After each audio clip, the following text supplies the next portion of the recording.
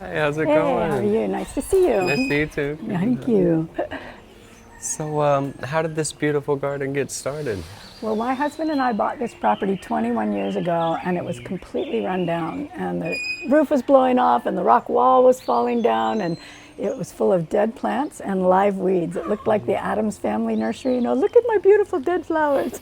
And I didn't have a vision for it, but we brought in a guy who was a nurseryman, and he started renting it from us, and it turned into a nursery, like strictly plants like you would see at Lowe's or Home Depot. And it was more beautiful, but it wasn't magical, other than that nurseries are all magical.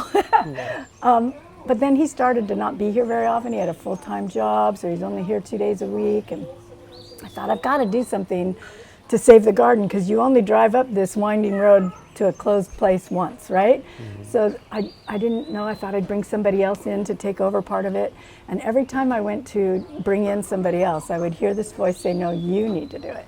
And then I'd argue with the voice, no, that's not what I do. And the voice would say, get in the garden. And I'd argue, and then I'd hear, get in the garden. And then one day I heard, your name is Eve, get in the garden. And I figured that was an archetype I could not fight with. And so I took a couple steps toward the garden, and the garden took 1,000 steps towards me. And my mom used to always say, take a step toward God, and God will take 1,000 steps toward you. And that's what happened here. Slowly but surely, things just started coming into place. And I'll show you some of those. It's amazing what's happened. We have now been here 21 years. And I didn't think we would make it 6 months when I started, but I followed the guidance and miracles happened. Well, it's very beautiful. I love to see how much effort you put into it and love. Thank you It's very so much. apparent. Thank you.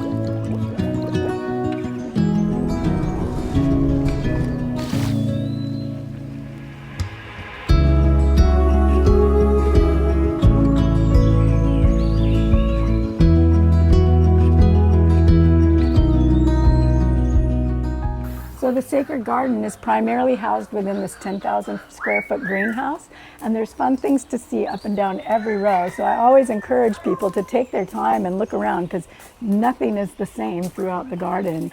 And we also have outside a water lily nursery that's out on that side, and over there on that side, outside of the greenhouse, is the labyrinth, which is a walking meditation and a main feature of the garden. And so we have different areas for people to enjoy, in addition to all of the plants and the fun things to see. There's an upper deck where people picnic or play chess or hang out or journal, visit with friends. We raise water plants and fish, and really serve the community in a myriad different ways. Yeah, it's very peaceful. You can really feel the energy. I'm so glad, because that's our primary mission, for people to feel the energy of peace. For me, I feel like nature is a portal to the divine, if I risk sounding a little airy-fairy. And I really feel like when people come here into a place of nature and beauty and just breathe, they have an opportunity to feel something, and that awakens their soul. And so, we have a sign up front that says, into the garden I go to lose my mind and find my soul. And I love that, because it's really what happens when you just come and spend some time in nature. So one of my favorite parts of the garden is finding treasures in the community and then putting them up for people to enjoy. And it really upsets people that they're not for sale a lot of the times, because they want to take them with them. But for me, it's about providing something unique and beautiful for the community to enjoy. And so we have all kinds of things that are just really fun and repurposed. I don't know, I'll show you some, but we'll take a watering can like this, and sometimes we'll just put plants in it and repurpose it, because it has holes in the bottom now, or a pair of shoes, and we'll repurpose them into planters. So it's a fun project to just keep finding things that are unique and different to add to the collection. And I'll show you a couple things that we have that are features of the garden. So just in front of us, there's a place we call the Mother Shrine. And this is a very sweet little shrine room that's devoted to the Divine Feminine. And for me, it's really important that people recognize divine as male and female, not one or the other. And in so many religions, it's about the patriarchal Father God. And I like to remind everybody there's a mother god too. Not separate, but the same. Just the male and female energies of the divine. And so this is the mother shrine, and it's very much devoted to the divine feminine. And then out here, we have a bunch of different water gardens and water containers. This is an indoor labyrinth, which is an older style one. The pattern dates back 4,000 to 5,000 years. And here we have Jesus and Tara and Kuan Yin over there. And people come to walk the labyrinth, which is a walking meditation, symbolic of taking a pilgrimage. The one outside is a replica of the one in the Chartres Cathedral, which I'll show you a picture of later. And it's embedded in the floor of the Chartres Cathedral in France. And that one dates back 800 years. And people come from all over the world to walk our labyrinths. It's a beautiful thing. Yes. And then over here we have our amazingly beautiful Buddha. He's from Bali and one of the anchors of the peace in the garden in my experience. Between him and Jesus and Tara and Kuan Yin, we've got a pretty good power center over here. Yes, you could feel it.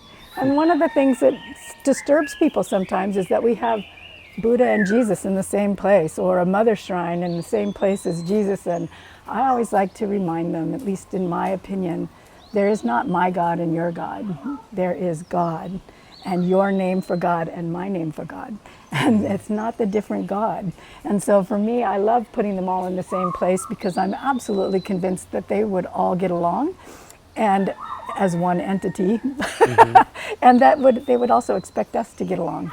And so I just love having them all here. I kind of enjoy that disturbance for people because I like waking them up to the divine is the divine, not mine and yours. Yeah, one central energy. One central energy. Oh, thank you so much. Yeah. So out here is where we have our 11th circuit labyrinth, which is a larger labyrinth, and it's the one I mentioned that's a replica of the one in the Chartres Cathedral in France. And it's just so beautiful out here. So the labyrinth is not a maze. There's no dead ends and no tricks. It's not designed to cause you to get lost. It's designed to help you get found, if you will.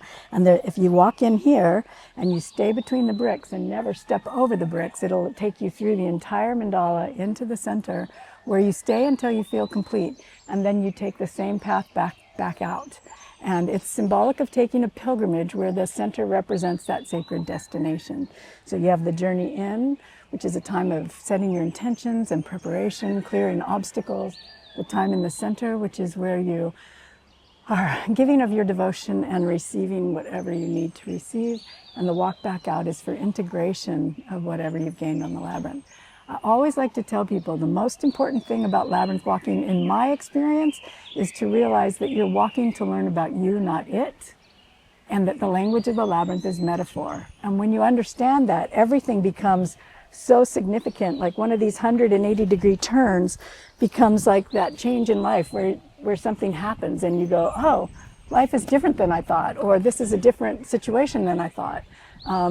Your house burns down, you have a flood, you get married, you get unmarried, you have a child, like a new job, a new community. Like those 180-degree turns are so symbolic of all those life changes. And they are also really powerful. I call them the power of the pivot, power of the 180-degree turn, to remind us that sometimes we're looking at a situation and we think we have a belief about it that's true. But once we hit that reality, we suddenly may see that our perception is different, that we get new information or new experience that causes us to look at the exact same situation differently. Like, how you think something's good and then you find out it's bad. Yeah. Or you think something's bad and you find out it's not so bad, right? Or what it led to in the next turn was something great. And if you hadn't gone through that bad thing, you wouldn't have gotten to that good thing. And so the labyrinth, that just gave me goosebumps. The labyrinth is full of metaphors that are so powerful for people to reflect on. And it's just amazing how many people come here to walk the labyrinth. I'll definitely be back by. Okay, good. We do a full moon labyrinth walk every month, so you should definitely come for that because that includes instruction versus just showing up and walking it, which a lot of people are doing. That's fine. But coming for the instruction, along with the beautiful harp serenade that we have, takes it over the top. And we do it every month for 30 years. Oh, So we've been doing it for a long time, yeah. So this is a photograph of the labyrinth in the Chartres Cathedral, and this dates back to about 1200 AD.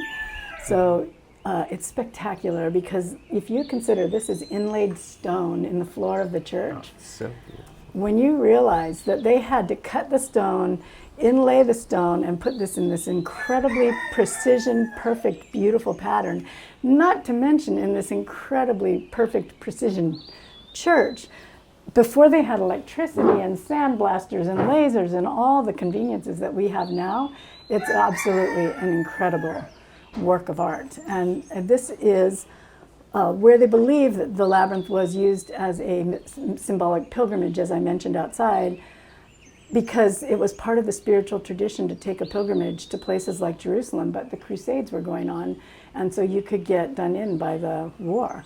And so they believed that they built the labyrinth inside the church so people could safely take a symbolic or metaphoric pilgrimage. So it dates back about 800 years, and this is also called an 11th circuit labyrinth. It passes one path, passes 11 times between the outside and the center. The one in the Sacred Garden greenhouse is a 7th circuit labyrinth, so it's a much older style, predates Christianity, and it has one path that passes 7 times between the outside and the center. Beautiful. It's gorgeous, isn't it? Mm-hmm. So commanding. Upward when you walk in there that you often won't even see this. And they have chairs on it 6 days a week, so there's only one day a week that you can actually walk the labyrinth in the Chartres Cathedral. And so it's helpful to know what day that is. But I was there, I didn't even know about it, and I was just looking up like, wow, look at the windows, look at the architecture. Never even saw the labyrinth and had to go back to experience it. It's beautiful. So this is our beautiful Shanti bird. He's 31 years old. We've had him for 11 years now. And this cage came from Mama's Fish House originally. They used to have a parrot there. But now it's housed here, which I think is the most perfect place for it ever. So up here we have an upper deck area that really serves the community in a lot of different ways. We just did a huge fundraiser to get money to put on a new roof. So it took our shadiest part of the garden and turned it into the sunniest part of the garden. And so we had to play musical plants and move everything all around, but it turned out so beautiful. And then we put up these shade sails to bring in a little more comfort for people and the plants. So we have an area up here. People go, what do you do up here? You know, like, what is it for? It's in addition to the plants, it's a place where people can come and picnic, or they can come and play chess. We have chess and checkers and things like that over there. Dominoes. You know, people come and bring their kids and their friends and their visiting family, and they, you know, sit and talk, or they journal. We have a community journal over here, and years and years and years worth of them, where people just come and write their thoughts, their poems, their artwork, their experience from the garden, or their experience from the labyrinth walk, and then they leave it for other people to read, which is really a fun thing. And so we have all these different elements up here, and people just come and enjoy. And it's a place where I've found people come to grieve, they come to journal, they come to do artwork, they bring their instruments and they play. It's really just an offering to the community for people to use this beautiful space how they see fit. And one of my personal missions for the garden is to have a safe place in nature where, especially women, because it's so rare for women to experience safety in nature, but for anyone, men, children, elders, because what I find is if I go to the beach or I go for a walk, I tell somebody where I'm going and I look around and I assess who's walking past me, which is a shame. I don't think most men have to do that, but women definitely do. And so I love having a place where you can go and sit under a tree or walk a labyrinth, sit behind the stream, sit in nature, close your eyes, meditate, feel, breathe, without having to go like this the whole time, because it really lets you drop in when you don't have to put your protective guard up all the time. So it's that's very what we special. provide here. You can feel the security, the energy, the peace. You can feel it. This is good. Yes, yes. This is our mission. Yes. Beautiful.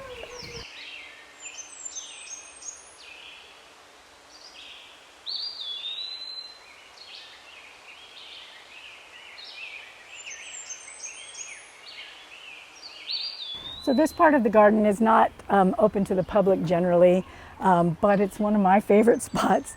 It's where I propagate water lilies and water plants. And so all of these buckets have different kind of water plants in them. And what you find when you get into water plants is everything that holds water becomes a coveted option. So you'll see them all over the place. But these have worked out really well. And what I do with these is I get the babies and I grow them until they're just a little bit bigger so that people can take them home. And so we have different stages of plants out here. Some of them need to be divided and some of them need to be propagated, and some are mine that I just use as mother plants, but they're just so much fun.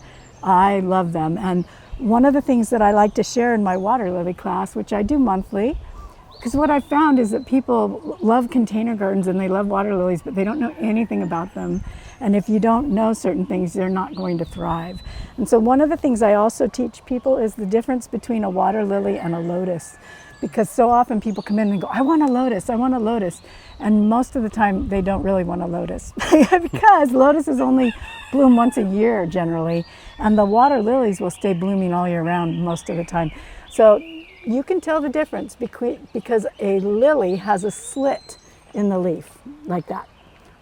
All of these are lilies, they have a slit in the leaf. See this? They all have a slit in the leaf. Whereas this is a lotus. And those are lotus over there. These small ones are lotus. So these are the ones that get confused because they're the same size. But this is completely round with no slit. And one of my favorite things about lotus petals, did you ever play with mercury when you were a kid? Probably by the time you were a kid, they knew that you shouldn't do it. But when I was a kid, we played with mercury. This is what it like just puddles up and it repels water, and it's just so fun to play with. Boom! So these are lotus, and this one's about to bloom, so I'm very excited about that. So these are my different baby water plants. We do a class monthly, as I was saying, and really just try to educate people about the maintenance and how to keep the water clear, and what the pests are and how to deal with them and how to repot them, and how to what kind of soil they like and what kind of fertilizer they like and those kinds of things. So there's a lot to know actually, but then they're just super satisfying and fun to have.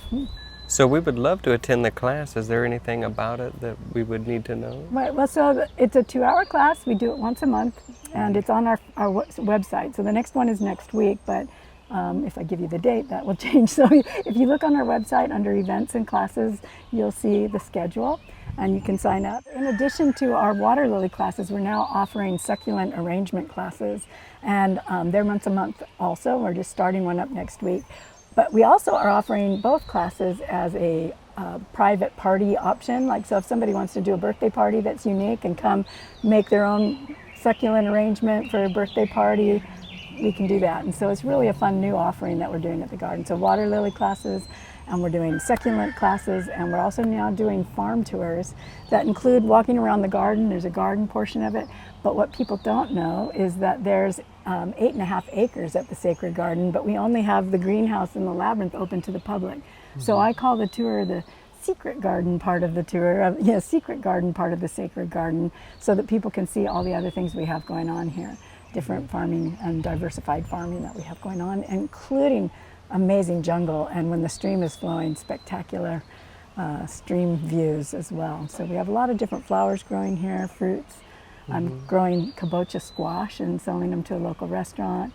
We've got a lot of fun things going on. All right, that sounds so much fun. I would love to sign up for one of the tours of the Sacred Garden. Great, let's do it. This is so wonderful for the community. We really appreciate what you're doing here. Thank you so much. It's been really fun to watch it be used. You know, like I like to say, when you're on a pilgrimage, you go to the sacred place and leave, but here at the Sacred Garden, we get to stay at the place of pilgrimage and watch the pilgrims come and go every day. And we're here free 7 days a week from 9 to 5, and people come all day long. I mean, we have somewhere close to 2,000 people a month come through, and I did the statistics on it because we tally everybody up every day, that we are about 45% local and 55% tourists. So I feel like we're almost at that 50-50 mark where we're really supporting the local community on a daily basis as well. So it's just a beautiful place for people to come and Breathe. Whether they have 5 minutes or 2 hours, it's a beautiful spot for everybody. Thank you so much for providing this. It's a very special place. Thank you.